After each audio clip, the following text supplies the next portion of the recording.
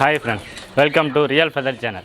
இன்றைக்கி என்ன டாபிக் பார்க்க போகிறோம் அப்படின்னு பார்த்தீங்கன்னா, நம்ம போடுற ஒவ்வொரு வீடியோலையுமே இப்போ பார்த்திங்க அப்படின்னா நம்ம வாட்ஸ்அப் நம்பர் கொடுத்துட்டு வரோம். அந்த வாட்ஸ்அப் நம்பர் எதுக்காக கொடுக்குறோம் அப்படின்னு பார்த்தீங்கன்னா, புதுசாக வளர்க்குற நண்பர்கள் நிறைய பேர் வாட்ஸ்அப்பில் வாய்ஸ் மெசேஜ் பண்ணுறீங்க. எல்லாருக்குமே ரொம்ப நன்றி. அந்த வளர்க்கணுங்கிற ஆர்வம் உங்களுக்கு இருக்குது அப்படின்னு நினைக்கையில எனக்கு ரொம்ப சந்தோஷமாக இருக்குது. எனக்கும் சொல்லிக் கொடுக்கணும் தான் ஆர்வமாக இருக்குது. ஆனால் நிறைய பேர் டவுட்ஸ் என்ன கேட்குறீங்க அப்படின்னா, என்னோடய பறவை முட்டையை வைக்கலை, இல்லை முட்டை வைக்கிது, குஞ்சு பொரிக்க மாட்டேங்குது, அதில் கரு உருவாக மாட்டேங்குது, நான் டார்ச் லைட் அடித்து பார்த்தேன், ஃபோன் லைட்டை யூஸ் பண்ணி பார்த்தேன், அதில் கரு இல்லை, ஃபார்ம் ஆகலை அப்படின்னு சொல்கிறீங்க. இப்போ அதை பற்றி தான் நம்ம இந்த டாப்பிக்கில் பார்க்க போகிறோம். எந்த காரணத்தினால முட்டை வைக்க மாட்டேங்குது, என்னென்ன காரணத்தினால முட்டையில் கரு உருவாக மாட்டேங்குது அப்படிங்கிற முக்கியமான விஷயத்தையெல்லாம் இந்த வீடியோவில் நம்ம ஷேர் பண்ணிக்க போகிறோம். அதனால் வீடியோ ஸ்கிப் பண்ணாமல் பாருங்கள். வீடியோ ஸ்கிப் பண்ணி பார்த்தீங்க அப்படின்னா நான் என்ன தகவல் சொல்ல வரேன் அப்படிங்கிறது உங்களுக்கு புரியாமல் போகலாம். இல்லை நான் சொல்கிற பாயிண்ட்ஸ் ஏதாவது மிஸ் ஆகிடுச்சு அப்படின்னா உங்களுக்கு ரிசல்ட்டு கிடைக்காமல் போகலாம். அதனால தான் நான் வீடியோ ஸ்கிப் பண்ணாமல் பாருங்கள் அப்படின்னு சொல்கிறேன். இந்த டாப்பிக்கில் அப்போ எதை பற்றி பார்க்க போகிறோம் அப்படின்னு பார்த்தீங்கன்னா, பறவை என்ன காரணத்தினால முட்டை வைக்க மாட்டேங்குது, அப்படி முட்டை வச்சு கரு எதனால் உருவாக மாட்டேங்குது அப்படிங்கிற முக்கியமான விஷயத்தெல்லாம் அதில் நம்ம ஷேர் பண்ண போகிறோம். மேலும் புதுசாக வளர்க்குற நண்பர்களுக்கு ஏதாவது உங்களுக்கு டவுட் இருக்குது, பறவைங்க வளர்க்குற சம்மந்தமாக ஏதாவது சந்தேகம் இருக்குது அப்படின்னா, ஸ்க்ரீனில் தெரிகிற வாட்ஸ்அப் நம்பருக்கு வாய்ஸ் மெசேஜ் பண்ணுங்கள், டெக்ஸ்ட் மெசேஜ் பண்ணாங்க. கண்டிப்பாக நான் உங்கள் வாய்ஸ் மெசேஜை பார்த்ததுமே நான் ரிப்ளை பண்ணுறேன். இந்த வீடியோ உங்களுக்கு பிடிச்சிருந்துச்சு அப்படின்னா லைக் பண்ணுங்கள், ஷேர் பண்ணுங்கள், சப்ஸ்கிரைப் பண்ணுங்கள். வாங்க இப்போ வீடியோக்குள்ளே போவோம்.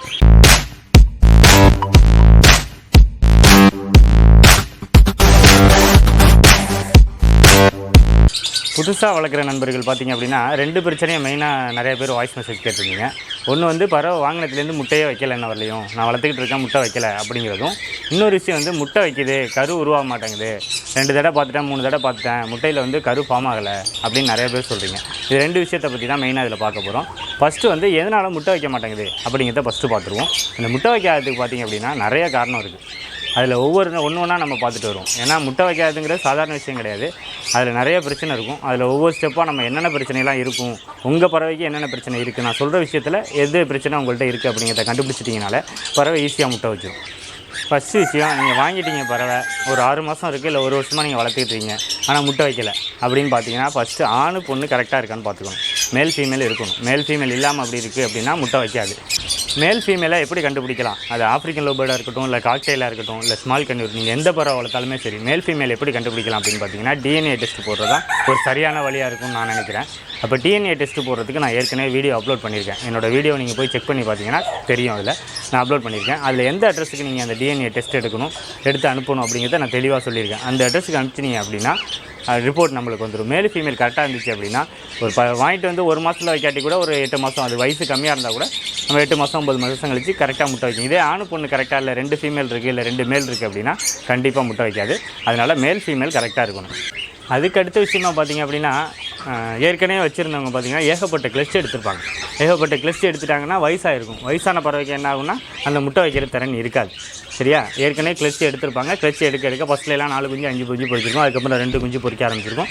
அதுக்கப்புறம் 1 குஞ்சு பொறிக்க ஆரம்பிச்சிருக்கும். அதுக்கப்புறம் முட்டையை வைக்காமல் நின்று இருக்கும். அந்த பறவையை சேல்ஸ் பண்ணிடுவாங்க. என்கிட்ட ப்ரீடிங் ஆகிட்டு இருக்க செட்டு தான், ப்ரீட் ஆகும் நல்லா சூப்பராக அப்படின்னு சொல்லிட்டு உங்கள்கிட்ட விற்றுருவாங்க. கண்டிப்பாக அது முட்டையை வைக்காது. நீங்கள் தீனி வச்சுக்கிட்டே இருக்க வேண்டியதான், வளர்த்துக்கிட்டே இருக்க வேண்டியதான், கண்டிப்பாக முட்டை வைக்காது. இது ஒரு பிரச்சனையாக இருக்கும். இதுக்கு ஒரு சாம்பிளாக கூட சொல்லலாம். நம்ம கல்யாணம் பண்ணுறப்ப என்ன பண்ணுவோம்னா, ஒரு 25 வயசு 30 வயசில் கல்யாணம் பண்ணுவாங்க. அதே ஒரு 40 வயசு 50 வயசில் கல்யாணம் பண்ணாங்கன்னா குழந்தை இருக்குமா? இருக்காது. அப்போ ஏஜ் ஆகிடுச்சுன்னா குழந்தை இருக்காது. அதே மாதிரி தான் பறவைக்கும் ஒரு குறிப்பிட்ட வயசுக்கு மேலே போயிடுச்சு அப்படின்னா குழந்தை உருவாகிற முட்டை பொறிக்க விடுற தன்மை அதுக்கு குறைஞ்சிரும். நம்மளுக்கு எப்படி குழந்தை உருவாகிற தன்மை குறையுதோ அதே மாதிரி முட்டை வர தன்மை குறைஞ்சிரும். அந்த பறவையை நீங்கள் வாங்கி வளர்த்தீங்க அப்படின்னாலும் அது முட்டையும் வைக்காது, குஞ்சும் பொறிக்காது. இதுதான் காரணம். அதே பார்த்தீங்க அப்படின்னா ப்ரீடிங் பேர்னு அவங்கள்ட்ட சொல்லியிருப்பாங்க. போனதுமே முட்டை வைக்கும் அப்படின்னு சொல்லியிருப்பாங்க. அதை வந்து 3 மாதத்து பறவை, இல்லை 4 மாதத்து 3 to 4 மந்த்தில் உள்ள பறவை உங்கள்கிட்ட கொடுத்துருப்பாங்க.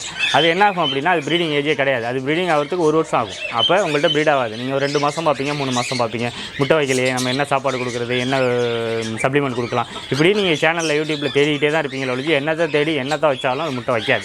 காரணம் என்னென்னா, அதுக்கு ஏஜ் முடியலை. 1 வருஷம் முடிஞ்சால் தானே முட்டை வைக்கும். அப்போ அதனால் முட்டை வைக்காது. அப்போ கரெக்டான வயசை நம்ம செலக்ட் பண்ணணும். ஆணு பொண்ணு கரெக்டாக இருக்கான்னு பார்க்கணும். 2 பறவை வச்சுருக்கோம், ஒரு பேர். அது எதுவாக இருக்கட்டும், நான் பொதுவான கருத்தை தான் சொல்கிறேன். Cockatiel, African bird, love birds நீங்கள் எதை வேணால் எடுத்தீங்க. 2 பறவைக்கும் 1 இயர் முடிஞ்சிருக்கணும், 1 வருஷம் ஏஜ் முடிஞ்சிருக்கணும். நீங்கள் ஒரு பறவைக்கு 1 வருஷம் ஆயிருக்கு, ஒரு பறவை வந்து 3 மாதத்தில் இருக்குது, அதை உங்கள்கிட்ட பேரனை கொடுத்துட்டாங்க அப்படின்னா கண்டிப்பாக முட்டை வைக்காது. அந்த ஒரு பறவை 3 மாதம் இருக்குது பார்த்தீங்களா, அந்த பறவை வந்து 7 மாதம் முடிஞ்சு 1 வருஷம் கம்ப்ளீட் ஆன பிறகு தான் முட்டை வைக்கும். அந்த 1 வருஷம் கம்ப்ளீட் ஆகிறப்ப இன்னொரு பறவை, ஒரு பறவை வந்து 1 வருஷத்தில் இருக்குது, ஒரு பறவை வந்து 3 மாதத்தில் இருக்குது. 1 வருஷம் உள்ள பறவைக்கு என்ன ஆகும்னா 1 வருஷம் 7 மாதம் ஆயிருக்கும். இந்த இன்னொரு 3 மாதத்தில் உள்ள பறவைக்கு வந்து 1 வருஷம் ஆயிருக்கும். அது பிரச்சனை கிடையாது. ரெண்டுக்கும் 1 வருஷம் முடிஞ்சிருக்கணும். 1 வருஷம் முடிஞ்சிருச்சு அப்படின்னாலே ப்ரீடிங் ஸ்டார்ட் ஆயிரும். அது 2 வருஷத்து பறவையாக இருக்கலாம், ஒன்று 7 மாதத்து பறவை வந்து நம்ம 3 மாதம் வளர்த்துருக்கணும். ரெண்டுக்குமே 1 வருஷம் முடிஞ்சிச்சு அப்படின்னா ப்ரீடிங் ரிசல்ட் நல்லாயிருக்கும். அதுக்கடுத்தது பார்த்திங்க அப்படின்னா 100 பேருக்கு ஒரு 10 பேர், அதாவது 10 பறவைக்கு ஒரு ஜோடி, 10 ஜோடிக்கு ஒரு ஜோடி என்ன பண்ணும் அப்படின்னா 100 ஜோடிக்கு ஒரு 10 ஜோடி என்ன பண்ணுன்னா, நம்ம சாப்பாடு வைக்கிறோம் இல்லையா, சாப்பாடு அதாவது சூரியகாந்தி விதை, நெல், ஊற வச்ச தானியங்கள், தெனை, இது மாதிரியெல்லாம் வைக்கிறோம்ல, இது அதுக்கு பத்தலை அப்படின்னாலும் முட்டை விடாது. என்ன காரணம் இது பத்தலைன்னா முட்டை விடாதுன்னா, அதுக்கே சாப்பாடு பத்தலை, அது குஞ்சுக்கு தன்னால் கூட்டி அந்த குஞ்சை காவந்து பண்ண முடியாது அப்படின்னு சொல்லிட்டு மேட்டிங் ப்ராசஸ் நடக்காது. நம்மளுக்கு தேவையான சாப்பாடு கிடைக்கல அப்படிங்கல அது யோசிக்கும், இதுக்கு மேலே நம்ம முட்டை வச்சா குஞ்சு பொரிக்க முடியுமா அப்படின்ட்டு மேட்டிங் நடக்காது, குஞ்சும் பொரிக்காது. இது ஒரு ரீசன், இது முக்கியமான ரீசனாக கூட இருக்கலாம். சில பேர் இது மாதிரி பண்ணும். அதனால் இதையும் நம்ம கவனித்து பார்க்கணும். அப்போ என்ன பண்ணணும், சாப்பாடு நிறையா கொடுக்கணும். அது சாப்பிட்டுட்டு மீதி இருக்கணும் எப்பயுமே தட்டில். கொண்டைக்கல்ல, பச்சை பயிறு, கோதுமை ஊற வச்சு வைக்கிறோம் அப்படின்னா அந்த சாப்பாடு நீங்கள் காலையில் வைக்கிறீங்க 8 மணிக்கு அப்படின்னா ஒரு 12 மணிக்கு போய் பார்த்தீங்கன்னா சாப்பிட்டது மீதி இருக்கணும். தட்டில் ஒன்றுமே இல்லாமல் இருந்துச்சு அப்படின்னா சாப்பாடு பத்தலைன்னு அர்த்தம். அதே மாதிரி சூரியகாந்தி விதை, நெல், தெனை வச்சுருக்கீங்க அப்படின்னா தட்டு எம்டி ஆகக்கூடாது. சாயந்தரம் போய் பார்க்குறப்ப கூட அதில் மீதி இருக்கணும், தோல் இருக்கக்கூடாது, அதில் உள்ள விதைங்க மீதி இருக்கணும். ஊதி பார்த்தீங்கன்னா தெரியும் உங்களுக்கு, அது தோல் இருந்துச்சு அப்படின்னா பறந்துடும், தோல் இல்லை அப்படின்னா உள்ள விதை இருக்கும். அது மாதிரி மீதி இருக்கிற அளவுக்கு சாப்பாடு வைக்கணும் என்றைக்குமே. அதே மாதிரி அடுத்த நாள் நீங்கள் வைக்கிறீங்க அப்படின்னா அந்த சாப்பாட்டை எடுத்து வெளியில் புடைச்சிட்டு நீங்கள் சேவ் பண்ணி வச்சு அதுக்கப்புறம் வைக்கலாம். ஆனால் புதுசாக சாப்பாடு வைக்கணும். நீங்கள் அதிலேயே மேலே கொண்டாந்து அந்த தூசியோடய மேலே கொஞ்சம் தென்னை கொட்டுறது, கொஞ்சம் சூரியகாந்தி விதை கொட்டுறது, இது மாதிரி பண்ணிக்கிட்டே இருந்தோம் அப்படின்னா அது பழைய சாப்பாட்டை திங்கிற மாதிரி அதை நினச்சிக்கிட்டு சரியாக சாப்பிடாது. புதுசாக நம்ம டெய்லி மாற்றிட்டு ரொட்டேட்டாக வைக்கணும். அதையும் நீங்கள் நல்லா புரிஞ்சுக்கணும். அதுக்கடுத்து தான் இன்னொரு காரணம், ரொம்ப முக்கியமான காரணம், இது நிறைய பேருக்கு நான் சொல்லி சரியாக இருக்குது, அதனால் இதை நான் மென்ஷன் பண்ணுறேன். பானை ஒரு இடத்துல இருக்கும், கூண்டோட மேல் சைடில் பானை கட்டியிருப்பாங்க, ஸ்டிக்கு பார்த்தீங்கன்னா வேறு இடத்துல இருக்கும். ஸ்டிக் இருக்கிறதுக்கும் பானைக்கும் சம்மந்தமே இருக்காது. பானையில் பறந்து போய் உட்காராது இல்லையா குருவி, கரெக்டாக லவ் பேர்ட்ஸ் மட்டும்தான் அது மாதிரி பானை நீங்கள் எங்கே கட்டியிருந்தாலும் பானையில் போய் பறந்து உட்காரும். இதே காக்டெயில், ஆஃப்ரிக்கன் லவ் பேர்ட்ஸ்லாம் பார்த்தீங்கன்னா கொஞ்சம் கஷ்டம். அப்படிங்கையில் நீங்கள் பானையோட ஹோல்ஸுக்கு பக்கத்தில் நம்ம அந்த ஸ்டிக்கை வைக்கணும். அந்த ஸ்டிக்கில் உட்காந்து பார்த்தா அந்த பானையோட ஹோல்ஸில் தெரியணும் முகம். பானையை உள்ளே பார்க்குறப்ப உள்ளே என்ன இருக்குது, பாக்ஸை உள்ளே பார்க்குறப்ப உள்ளே அடிப்பாட்டம் தெரியணும். நீங்கள் ஸ்டிக் ஒரு இடத்துல வச்சுட்டிங்கன்னா உள்ளே போய் உட்காந்து அதுக்குள்ளே உள்ளே போய் முட்டை விடாது. இது மாதிரி நிறையா இது முட்டை விடாமல் இருக்கும். காக்டெயிலும் சரி, ஆஃப்ரிக்கன் லவ் பேர்டும் சரி, இது மாதிரி பண்ணும். நீங்கள் அந்த ஸ்டிக்கை கரெக்டாக அந்த பானைக்கு நேராக வச்சுட்டிங்க அப்படின்னா ஸ்டிக்கில் போய் உட்காந்து பானையை பார்த்துருச்சு அப்படின்னா உள்ளே போகும்.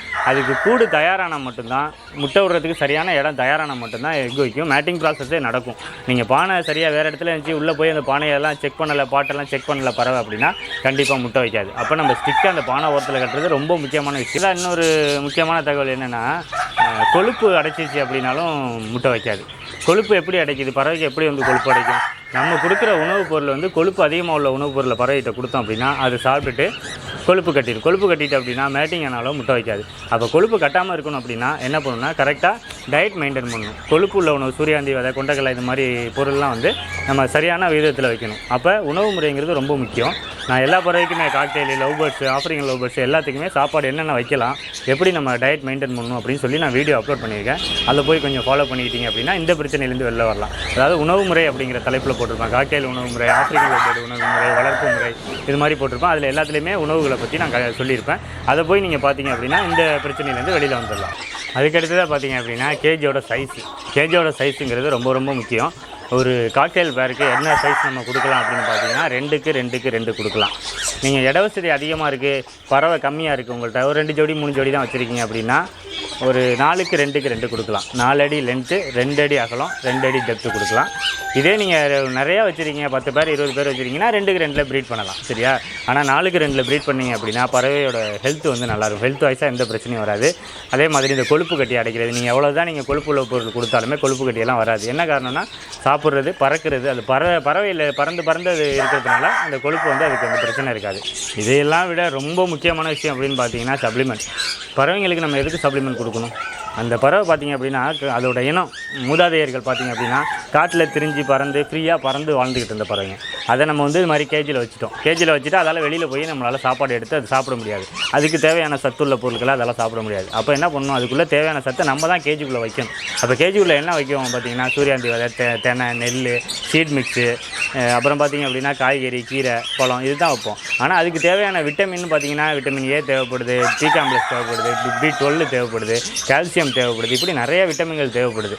அப்படிங்கிற நம்ம இதை சப்ளிமெண்ட் மூலியமாக தான் பூர்த்தி பண்ண முடியும். இந்த சப்ளிமெண்ட் மூலியமாக பூர்த்தி பண்ணால் தான் கண்டிப்பாக நம்மளுக்கு எக் வைக்கும், முட்டை வச்சுதுன்னா பொரிக்கும், இது மாதிரி பிரச்சனையெல்லாம் சரியாகும். அப்போ சப்ளிமெண்ட் என்னென்ன கொடுக்கலாம் அப்படின்னு பார்த்தீங்கன்னா, நான் சப்ளிமெண்ட்டை பற்றி நிறைய வீடியோ அப்லோட் பண்ணியிருக்கேன். எல்லா வீடியோலையுமே சப்ளிமெண்ட்டை பற்றி தான் சொல்லுவேன். ஏன்னா நான் சப்ளிமெண்ட் கொடுக்குற வச்சு தான் இந்த பறவையெல்லாம் இவ்வளோ தெளிவாக இருக்குது, ரிசல்ட் என்னால் நல்லா எடுக்க முடியுது. அப்படிங்கிற சப்ளிமெண்ட் ஃபாலோ பண்ணுங்கள். சப்ளிமெண்ட்டோட வீடியோ நான் உள்ளே போட்டிருக்கிறேன். காக்டெயிலையும் சரி எல்லாத்துலேயுமே சரி தனியாகவே நான் ஒரு வீடியோ போட்டிருக்கேன், பறவைகளின் சப்ளிமெண்ட் சொல்லி. அதில் போய் பார்த்து அந்த சப்ளிமெண்ட்லாம் என்னென்ன வேலை செய்யும்னு சொல்லியிருக்கேன். ஒவ்வொரு சப்ளிமெண்ட்டை பற்றி சொல்கிறப்ப இதை வச்சா முட்டை விடுன்னு சொல்லிக்க மாட்டேன். இந்த வச்சா இந்த சப்ளிமெண்ட்டு என்ன வேலை செய்யும் உடம்புல போய், அதை வைக்கிறதுனால பறவைக்கு என்ன நன்மை அப்படின்னு நான் சொல்லியிருப்பேன். அதனால் அந்த வீடியோவெல்லாம் போய் ரிப்ளை பண்ணி பாருங்கள். பார்த்தீங்க அப்படின்னா உங்களுக்கு நல்ல ரிசல்ட் கிடைக்கும். இந்த முட்டை வைக்காமல் போகிற பிரச்சனையிலேருந்து நீங்கள் முழுமையாக வெளியில் வர முடியும். அதுக்கு அடுத்ததாக பார்த்தீங்க அப்படின்னா, முட்டை வைக்கிது ஆனால் கரு ஃபார்ம் ஆகலை. இது நிறைய பேர் கேட்டாங்க கேள்வி. முட்டை வைக்கிது சார், ஒரு கிளச்சி முட்டை வச்சுது உள்ளே நான் எடுத்து பார்க்குறேன், 20 நாள் ஆயிடுச்சு, 18 நாள் ஆயிடுச்சு, எடுத்து பார்க்குறேன், அதில் வந்து உயிர் உருவாகலை அப்படின்னு சொல்கிறாங்க. இதுக்கு காரணம் அப்படின்னு பார்த்தீங்கன்னா, இதுக்கு காரணமும் நிறைய பிரச்சனை இருக்குது. சரியா, ஒவ்வொரு பிரச்சனைக்கு பின்னாடி பார்த்தோம் அப்படின்னா நம்ம ஃபாலோ பண்ணுறதுல ஏதோ ஒரு பிரச்சனை தப்பாக இருக்குன்னு தான் அர்த்தம். சரியா, அப்போ இதை பற்றி பேசணும் அப்படின்னா இன்னும் வீடியோ லென்த்தாக போயிட்டுருக்கும். அதனால் இந்த வீடியோவோட 2வது பார்ட்டாக நான் அதை ஜாயின் பண்ணி போடுறேன். இந்த வீடியோவில் ஏதாவது டவுட்ஸ் இருக்குது அப்படின்னா மேலே தெரிகிற வாட்ஸ்அப் நம்பருக்கு வாய்ஸ் மெசேஜ் பண்ணுங்கள். நான் கண்டிப்பாக டவுட்டை க்ளியர் பண்ணுறேன். இந்த வீடியோனால உங்களுக்கு கண்டிப்பாக பலன் இருக்கும்னு நான் நம்புகிறேன். இந்த வீடியோ பிடிச்சிருந்துச்சுன்னா லைக் பண்ணுங்கள், ஷேர் பண்ணுங்கள், சப்ஸ்கிரைப் பண்ணுங்கள். Thank you friends.